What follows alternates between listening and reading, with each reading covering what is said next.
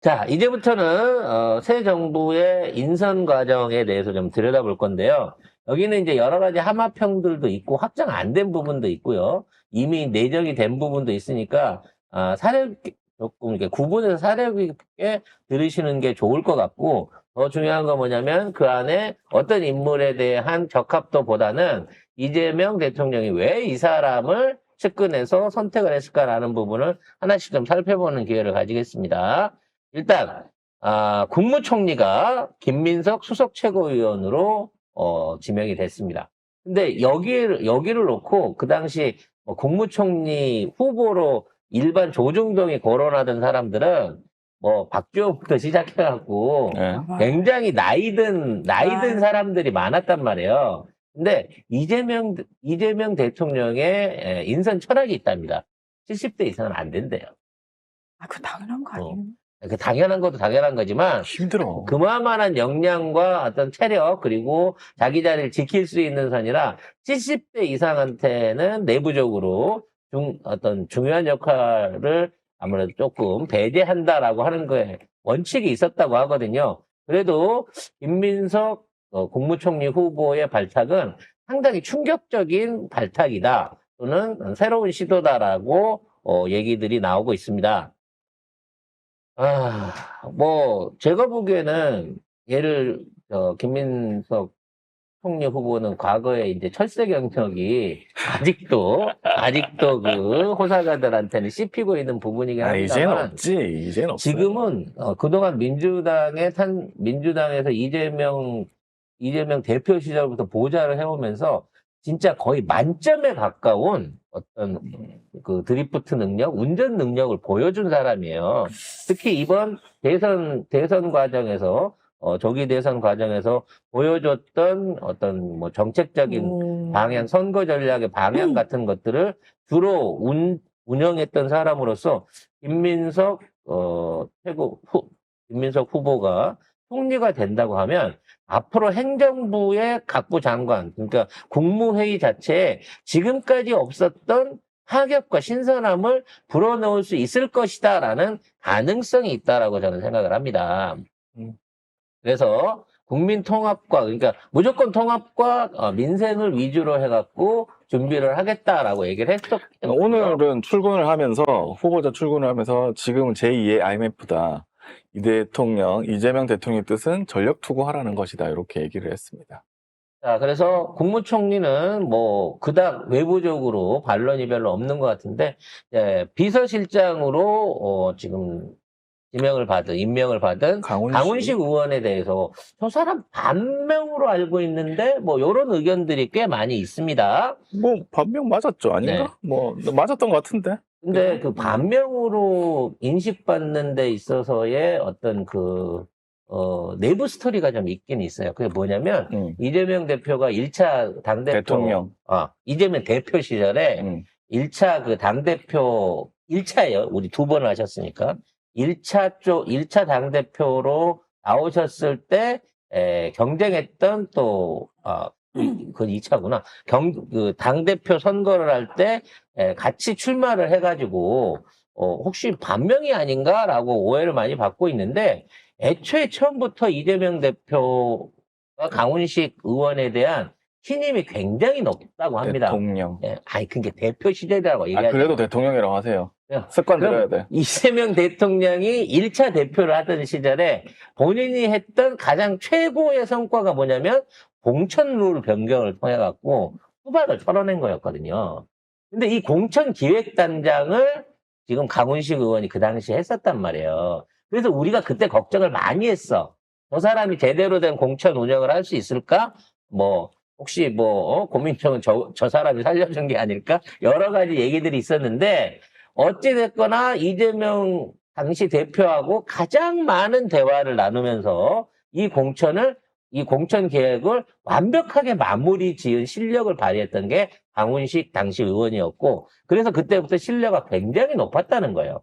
나중에 2차 당대표 나왔을 때는 강훈식 의원이 같이 출마를 했다가 아주 절묘한 시기에 말하자면 사퇴를 하고 나중에 대선 캠프 기획단장으로 들어가는 걸 보고 처음부터 이재명의 복심 안에는 강훈식이 있었구나라고 내부에서 알았다고 해요. 문제는 강훈식 의원이 그거를 내세워가지고 내가 친명이야.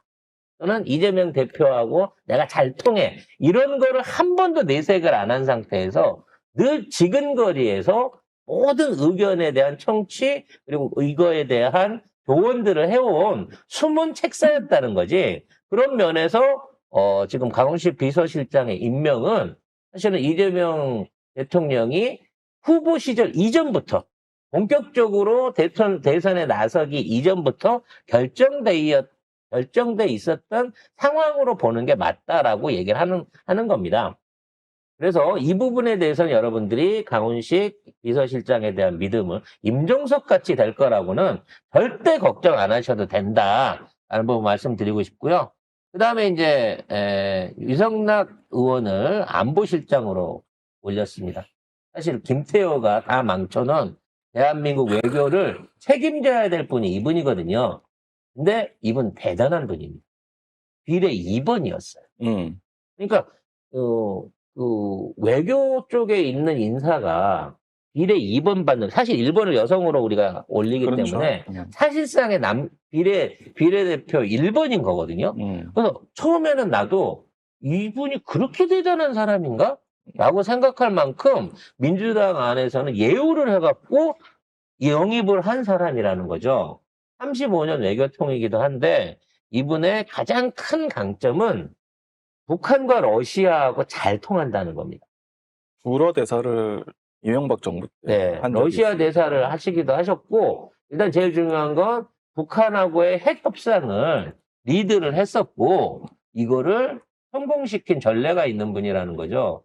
앞으로 우리나라가 외교를 해가는 데 있어서 가장 문제되는 부분은 한반도 중심에 있는 이 6개 주변국들하고의 일종의 거리 조정입니다. 근데 이분이 얘기하는 본인의 최고의 목표가 초당적 외교예요. 초당적 외교. 이분은 이 의원으로 영입된 이후부터 늘 본인이 앞으로 해나가야 될 역할이 초당적 외교라고 하셨거든요. 근데 지금 우리는 사실은 친미 친일 외교로 해갖고 지금 우리가 갖고 있던 외교적 위상을 다 날려버린 상황인 건데 이거를 다시 잡을 수 있는 최적의 인물로 유성락 안보실장이 그 역할을 해주실 걸로 보인다는 거죠. 그러니까 외교부 장관이나 뭐 이런 거, 뭐 주미대사 이런 거보다도 실질적으로 각국의 역할들을 근거리에서 적절하게 조절해가면서 초당적 국익 외교를 할 수 있는 매우 훌륭한 인사였다라고 평가할 수 있을 것 같습니다. 그리고 이종석 전 통일부 장관이 국가정보원장에 지명이 됐는데요. 이종석 그 통일부 장관이니까 사실 지금 통일부가 무임해졌잖아요. 그리고 안기부의 역할도 윤석열 정부 안에서는 댓글이나 사찰 다는 거밖에 할 줄을 모르고 대북 관계된 사실은 모든 라인들을 끊어버리다시피 했잖아. 심지어는 해외에 나가 있는 우리 공작원들 명단까지 유출을 시켜가지고 사실상의 해외 파트를 다 없애버린 상황이에요.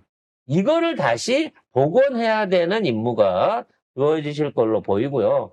그리고 지금 뭐 여러 가지 당면에 있는 외교적 과제들도 많습니다만 일단 북한하고 같은 민족으로서 뭐 전선을 대치하고 있는 북한하고의 긴장 완화가 또 제일 중요한 거 아니겠습니까? 그래서 이종석 전 장관이 국가정보원장이 되면 어떤 형태로든지 뭐 대북 특사를 보내든 또는 북한과의 어떤 은밀한 제3국에서의 회담을 통해서든 북한과의 관계를 개선하기 위한 노력에 많은 역할을 하실 걸로 보이고요. 총리로 지명됐다가 낙마하신 정동영 전 장관이 대북 특사 자리에 같이 언급이 되고 있다라고 얘기가 되고 있습니다. 정동영? 이 총리를 지명이 됐었어요? 총리 후보자 있었어요. 후보자였어요? 네. 하마평에 있었지. 그래서 그 정동영 그 중에 제일 젊은 축이라 그 정동영 총리 되면 이게 딱 아닌데 그 생각을 했는데 대북 특사로 지금 깜짝이야, 나 얘기가 처음 듣는 되고 있다고 얘기인데. 합니다. 그때 워낙 많이 나왔어. 그래요? 후보자들이. 근데 아무도 못 맞췄지. 김민석만 제일 말석에 있었지. 그리고 뭐 강유정 대변인 아시다시피 비례 던지고 지금 나섰습니다만 첫날부터 지금 뜨거움만 보고 계시는 분이고요. 그다음에 이제 우리가 제일 걱정했던 경호처장에 황인권 전 육군대장이 임명됐다고 합니다. 이 황인권 대장은 삼사관학교 출신으로서 사성장군에 오른 사실은 좀 입지전적인 분이죠. 네. 대부분 육사 출신들이 또는 뭐 3사, 육사 회사 공사 출신들이 아니면 별 4개 다는 게 진짜 힘들거든요. 근데 이분이 그만큼 전략통이기도 하고 임기 마지막을 또 그 전략부서 쪽에서 기획부서 쪽에서 있었기 때문에 아무래도 이제 그 정치 군인들하고는 좀 핵을 달리하고 계신 분이 아닌가 싶고 이분이 이 경호처장으로서 이제 어떤 인원들을 통해 가지고 이재명 대통령을 경호하고 보호할 수 있을지 이런 부분 안에서는 일단 책임자는 믿을 수 있는 사람을 썼다라고 생각이 듭니다. 근데 이제 문제는 밑에 있는 인원들을 어떻게 재구성할 것인가, 어디에서 사람을 뽑아오고 어떤 사람을 우선적으로 선별할 것인가, 이런 과정에 조금 좀 시간이 좀 걸렸으면 하는 생각이 좀 있었는데, 요거를 너무 급작스럽게 지금 경호 업무를 경호처에 이관했기 때문에 그에 관련된 전체적인 경호처 내부의 근접 경호 인물들에 대해서라도 우선적인 신원에 대한 부분을 좀 파악해야 되지 않을까라는 생각을 해봅니다. 의례적으로 경호차장, 그러니까 우리가 말하는 김성훈이 하던 그 자리에 박관천 전 그 청와대 행정관이 이분 기억하시는 분 있으실 거예요. 그 옛날에 정윤회 목건 폭로하셨던 분인데 박근혜 때. 그때 이제 그것 때문에 좀 뭐랄까 공익 제보를 한 거나 마찬가지인데 많이 어려운 고초를 당하시기도 했었는데 사실 이분이 경호차장으로 내정됐다는 데는 사실 조금 경찰 출신이시긴 하지만 왜 경호차장으로 가셨을까? 라고 생각도 좀 해봤는데 돌이켜 생각해보면 청와대 내부에 있는 뭐 알력이라 그럴까? 그 안에 있는 조직들 간의 어떤 알력이라든지 균형 감각 이런 것들을 누구보다도 잘 아시는 분이고 잘못된 청와대 안에서의 그 힘쏠림 현상이 어떠한 결과를 만들어내는지도 알고 계신 분이기 때문에 그와 관련해서 진짜 얘기를 좀 해야 되지 않을까 싶은 생각이 듭니다. 그 이외에 이제 다른 인사들도 이제 합류를 하고 있습니다. 한 명씩 좀 불러주실래요? 네. 자, 일단 대통령실 총무비서관은 김현지, 이재명 대통령의 최측근이라고 하는데요. 성남시장 시절부터 함께한 인사라고 합니다. 그리고 대통령실 1부속실장은 김남준, 민주당 당대표실 정무부실장 출신이라고 하고요. 그리고 대통령실 인사비서관은 김용채, 이재명 경기도지사 시절 인사비서관이었다고 합니다. 그리고 우리 김남국 전 의원께서는 디지털 소통 비서관으로 내정이 됐고요. 그리고 의전비서관으로 내정되신 분은 문재인 정부 첫 춘추관장이었던 권혁기. 그리고 대통령실 이전 준비 담당은 문재인 정부 시절 첫 총무비서관이었던 이정도. 그렇죠. 청와대를 기억하고 계시고 관리하셨던 분이니까 그렇죠. 그때 청와대로 복원하실 수 있는 최적의 인물이 아닌가라는 생각도 해봐요. 그리고 외신 대변인은 그 전 유엔 사무총장 공보관 출신인 최성아 씨. 그리고요. 반기문하고 같이 있었던 분인데. 그렇죠. 반기문 유엔 총장 할 때 같이 있었던 분이시긴 한데 이규현 전 JTBC 대표는 뭐 요건 조금 말들이 좀 있기는 네. 하더라고요. 이기현 대표가 홍보수석이라고? 네. 홍보수석으로 검토 중이라고. 홍보수석으로 검토 중인데 이분이 이제 중앙일보에서 오랫동안 근무하셨고 JTBC의 어떤 그 사장으로도 있을 만큼 그쪽에서는 이제 상당히 유력한 인물이거든요. 그래서 중앙일보 되게 좋아하더라고. JTBC도. 탐사 전문 네. 기자. 그리고 뭐 스포트라이트라고 탐사 프로도 하기는 했어요. 근데 이분이 이 자리에 왔다는 거에 대해서 약간 이제 JTBC랑 결을 같이 하려고 하는가?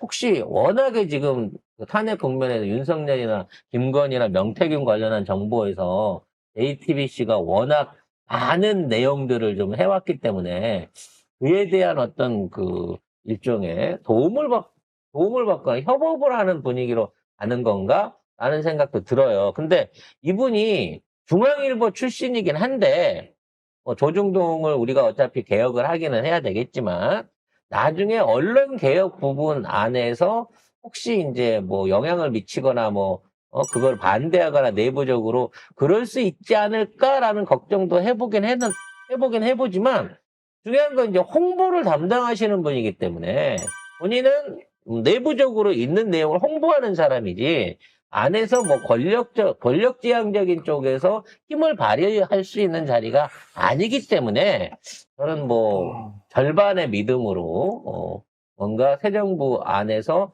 과거의 전 정권의 비리라든지 과거 인사들의 또는 과거 참사들에 대한 쪽에 대한 정보들을 좀 더 교류할 수 있는 어떤 그런 강점이 있어서가 아닌가라는 생각이 듭니다.